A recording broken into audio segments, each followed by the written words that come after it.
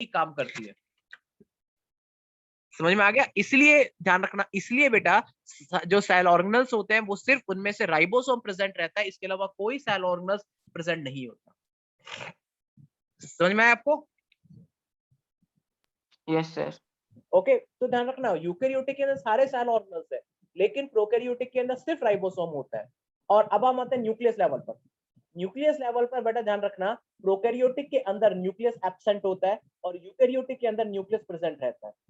क्या होता है कि अगर आप न्यूक्लियस का स्ट्रक्चर देखेंगे तो कुछ ऐसा होता है, देखिए मैं बताता हूं आपको।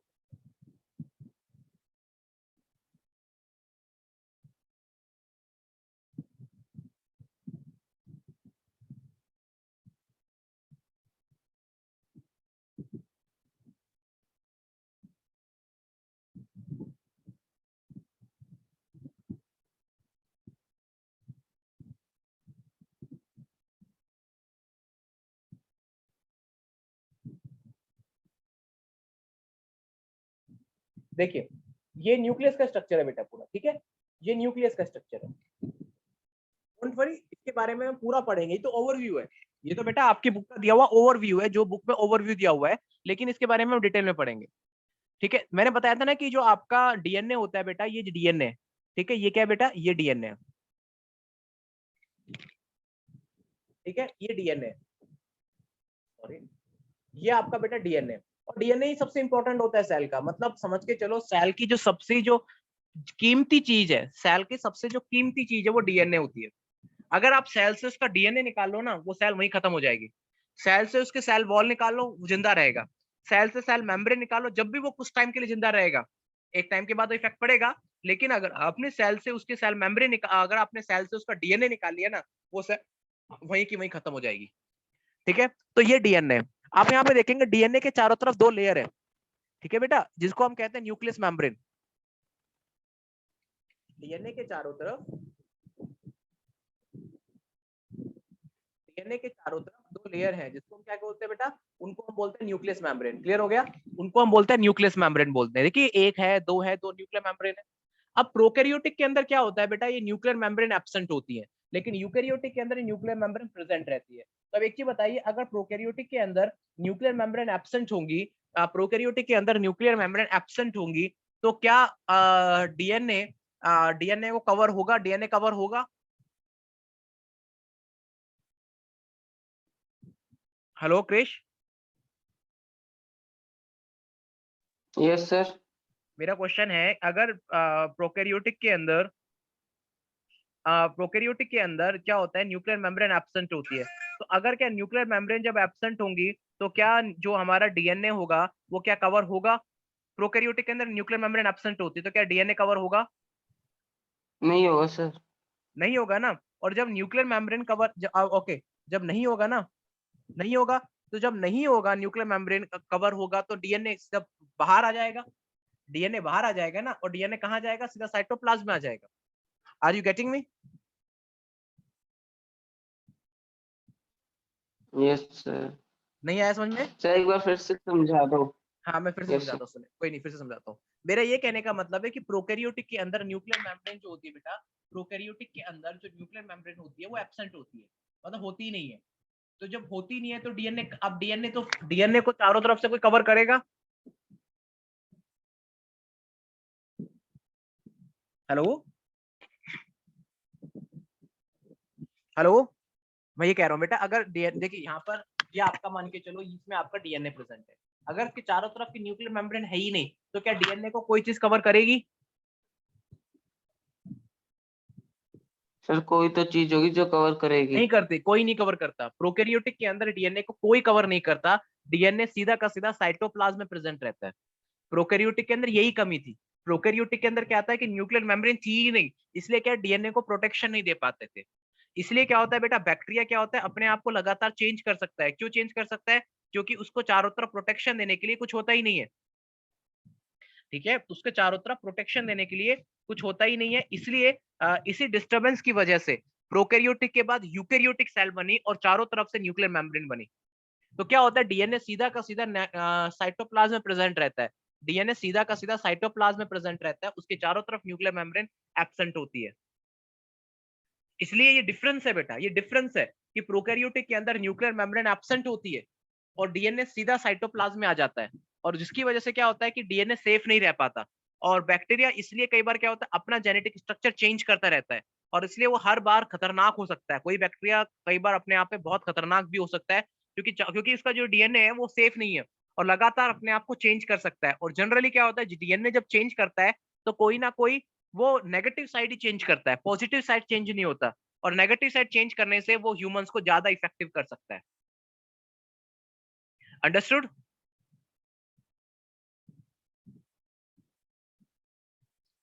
क्रिस समझ में आया कि दोबारा रिपीट करूं? यस सर, आ गया। लग नहीं रहा आपकी आवाज से, पक्का? हाँ सर, आ गया आ गया। ओके, आपको समझ में आ रहा है जो मैं समझाने की कोशिश कर रहा हूँ, या आपको टफ लग रही बायोलॉजी? नहीं, टफ नहीं लगा सर। टफ नहीं लग रही ना? चीजों को समझने की कोशिश करोगे तो बेटा टफ नहीं लगेगी, लेकिन हाँ रटने की कोशिश करोगे तो टफ लगेगी। ओके। हाँ प्रणय, आपका कोई क्वेश्चन है बेटा? प्रणय? No sir. ओके ठीक है। तो बेटा जो मैंने, एक मिनट रुकिएगा, जो मैं समझाना चाह रहा था वो यही है, जो मैं समझाना चाह रहा था वो सब आपके सामने है। क्लियर हो गया? चलिए ओके, देखिए लिखा, अब आपको समझ में आ जाएगा। इनसाइड ईच सेल एक डेंस मेम्ब्रेन बाउंडेड स्ट्रक्चर होता है जिसको हम न्यूक्लियस कहते हैं। मैंने अभी बताया ना आपको, हर सेल के अंदर एक डेंस मेम्ब्रेन, डेंस का मतलब होता है दो मेम्ब्रेन होती है, और अंदर की तरफ एक स्ट्रक्चर होता है जिसमें न्यूक्लियस होता है, जिसमें न्यूक्लियस में क्या होता है क्रोमोसोम होता है which in turn contain genetic material DNA, जिसके अंदर क्या होता है क्रोमोसोम होता है, और क्रोमोसोम बना होता है डीएनए से। क्रोमोसोम किससे बना होता है बेटा? क्रोमोसोम बना होता है आपका डीएनए से बना होता है। तो मतलब एक्चुअली क्या होता है कि आपने पढ़ा होगा कि हमारे ह्यूमन सेल्स के अंदर 46 क्रोमोसोम होते हैं। तो वो जो 46 क्रोमोसोम होते हैं वो क्रोमोसोम कुछ नहीं होते, वो डीएनए से बने होते हैं। ठीक है। cells that are membrane bounded nuclei that called the eukaryotic, and where in a lake a cell membrane bounded nucleus are the prokaryotic। देखिए ये लाइन समझ में आई आपको? जो सेल जिसमें मेम्ब्रेन बाउंडेड न्यूक्लियाई होते हैं उसको यूकैरियोटिक कहते हैं, लेकिन वो सेल जिसमें कि मेम्ब्रेन बाउंडेड न्यूक्लियाई नहीं होते हैं उनको प्रोकैरियोटिक कहते हैं। अंडरस्टूड?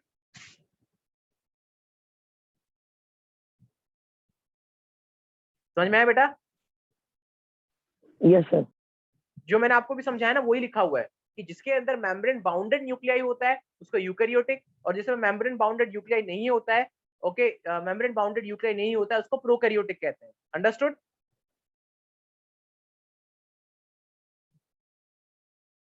हेलो क्रिस, समझ में आया बेटा? Yes sir. Okay, mammalian RBC and CV tube. Mammalian RBC कहाँ होती है? हम मैमिलियंस है, मतलब जैसे मेमोरी ग्लैंड होती है उसको मैमिलियंस कहते हैं। एनिमल्स हैं, लाइक कुछ एनिमल्स हैं और कुछ ह्यूमंस भी हैं, ये सब मैमिलियंस होते हैं। उनकी जो आरबीसी है, जो कि मतलब ब्लड के अंदर आरबीसी पाई जाती है, और जो सीवी ट्यूब पाई जाती है ऐसे प्लांट ऐसे सीवी ट्यूब पाई जाती है प्लांट्स के अंदर। ठीक है। सीवी ट्यूब का काम क्या होता है बेटा? सीवी ट्यूब का काम होता है फूड का लाइक ट्रांसलोकेशन करना। तो मैमिलियन आरबीसी ध्यान रखना, मैमल्स मतलब एनिमल्स के अंदर पाई जाती है, ह्यूमंस के अंदर पाई जाती है, और जो सीवी ट्यूब होती है बेटा वो पाई जाती है बेसिकली प्लांट के अंदर। इन दोनों के अंदर न्यूक्लियस एब्सेंट होता है। ये दोनों यूकैरियोटिक सेल है, दोनों यूकैरियोटिक सेल है, लेकिन जब भी इनमें न्यूक्लियस एब्सेंट होता है इसका एक रीजन है, लेकिन मैं आपको बाद में समझाऊंगा क्योंकि अभी उसका रीजन नहीं समझ सकते। मैमिलियन आरबीसी मतलब जो कि ह्यूमन ब्लड के अंदर जो आरबीसी होती है जो कि ऑक्सीजन को कैरी करती है, ओके, जिसके अंदर हीमोग्लोबिन होता है, उसके अंदर न्यूक्लियस नहीं होता है। और सीवी ट्यूब जो कि प्लांट के अंदर होती है, जिसका काम फूड का ट्रांसलोकेशन करता है, ट्रांसलोकेशन करना है थ्रू आउट ए प्लांट सेल, थ्रू आउट ए प्लांट, उनके अंदर भी न्यूक्लियस एब्सेंट होता है। दोनों के अंदर न्यूक्लियस एब्सेंट है। ठीक है, दोनों के अंदर न्यूक्लियस एब्सेंट होता है। और जब दोनों के अंदर बेटा न्यूक्लियस एब्सेंट है लेकिन स्टिल दे आर लिविंग, मतलब स्टिल ये दोनों लिविंग सेल्स कहलाती है। दोनों क्या कहलाती है बेटा? दोनों लिविंग सेल्स कहलाती हैं, क्योंकि इनके अंदर न्यूक्लियस एब्सेंट है। मतलब न्यूक्लियस एब्सेंट होते हुए भी इनके अंदर लिविंग सेल्स कहलाती है। इसका क्या रीजन है? क्यों न्यूक्लियस एब्सेंट होता है? क्यों न्यूक्लियस ना होते हुए भी आरबीसी और सीवी ट्यूब लिविंग सेल्स कहलाती हैं? क्योंकि सेल थ्योरी क्या कहती है कि सेल स्ट्रक्चर और फंक्शन बनाती है, और दूसरा कहती है कि सेल जो पुरानी सेल से ही नई सेल्स का फॉर्मेशन होता है, और पुरानी सेल से नई सेल्स का फॉर्मेशन होगा केवल डीएनए की प्रेजेंस में। जब उसमें न्यूक्लियस नहीं है तो डीएनए नहीं होगा, क्योंकि डीएनए न्यूक्लियस के अंदर होता है, तो फिर ये तो कभी नई सेल्स बना ही नहीं सकती। लेकिन जब भी ये लिविंग सेल्स कहलाएंगी। इसलिए क्या कहते हैं, इसका रीजंस क्या है बेटा वो हम पढ़ेंगे लेटर ऑन। ओके, कोई डाउट है बेटा इसमें आपको?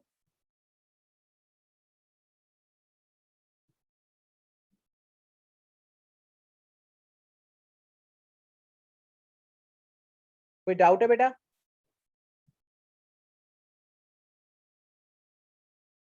No sir. क्रिश कोई डाउट है? No sir, no sir. Okay चलिए बेटा, अभी आपका टाइम पूरा हो गया, क्योंकि आपका जो टाइम रहता है वो पूरा हो गया है। कल हम बेटा थोड़ा आगे पढ़ेंगे। प्लीज एक रिक्वेस्ट है बेटा, प्लीज चलो कल तो आप नहीं दे, लेकिन जो आपके साथ के जो स्टूडेंट है उनको बोले बेटा कंटिन्यू रहे, क्योंकि डिसकंटिन्यूएशन से क्या टॉपिक टूट जाता है। मुझे बार बार Okay, वही sir. टॉपिक समझाना पड़ता है, बार बार क्या मुझे वही टॉपिक समझाना पड़ता है, क्योंकि कल कोई आज हो, कल कोई दूसरा आता है, तो मैं वो टॉपिक क्लियर ही नहीं कवर नहीं कर पा रहा। इसलिए बेटा सर थोड़ा मैं सा तो बोल दूंगा। आप बोल दीजिए, आप जबरदस्त, आप जबरदस्ती थोड़ी ना कर सकते हो। आप बोल दीजिए कि अगर उनको कंटिन्यू करना है तो प्लीज कंटिन्यू करें, वरना क्या है कि बीच में पढ़ेंगे फिर दोबारा आएंगे तो बेटा फिर डिसकंटिन्यू हो जाता है, और मुझे वो टॉपिक बार बार समझाना पड़ता है, क्योंकि आप नए हो। कोई लाइक फॉर एग्जांपल अगर आप पढ़ चुके होते तो मैं दोबारा कंटिन्यू नहीं करता, लेकिन आप नए हो, अगर आपको पुराना समझ में नहीं आएगा तो आगे का समझ में नहीं आएगा। इसलिए बेटा थोड़ा सा प्लीज रिक्वेस्ट है, कंटिन्यू रहिए ताकि चीजों को समझ पाओ। ठीक है, ओके सर। चलिए बेटा, अभी थैंक आपका यू टाइम सर। पूरा हो गया, लेकिन प्लीज कंटिन्यू रहिएगा ताकि हम चीजों को अच्छे से कर पाए। ठीक है, चलिए, थैंक यू सो मच।